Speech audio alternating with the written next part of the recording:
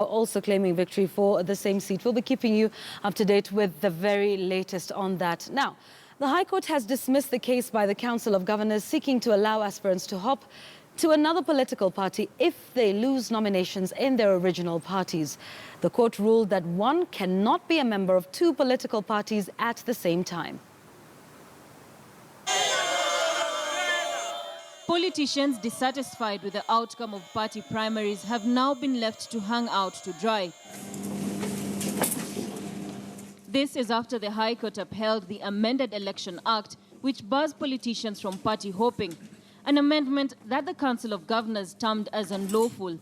In view of my findings here and above, I find that the petitioners have failed to demonstrate that the challenged section is unconstitutional or in any manner infringes any provisions of the Constitution.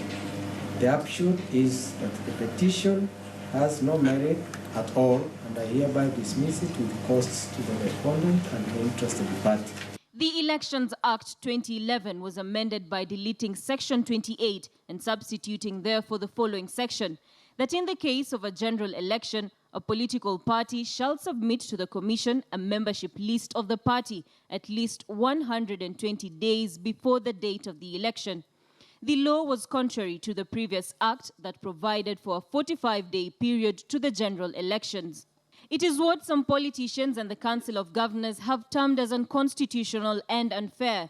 Their argument being that the new provision limits freedom of making political choices and freedom of association as outlined in the Constitution. One can only read mischief in this thing, that there's continued conspiracy against free movement of political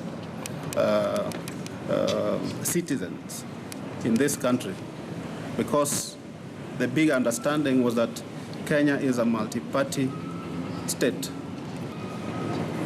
We need to allow parties to thrive. However, in the judgment by Justice John Mativo and delivered by Judge Chacha Mwita, the petitioner's argument was dismissed. The statement read, and I quote, "The provisions of the Constitution must be read and interpreted in a wholesome way.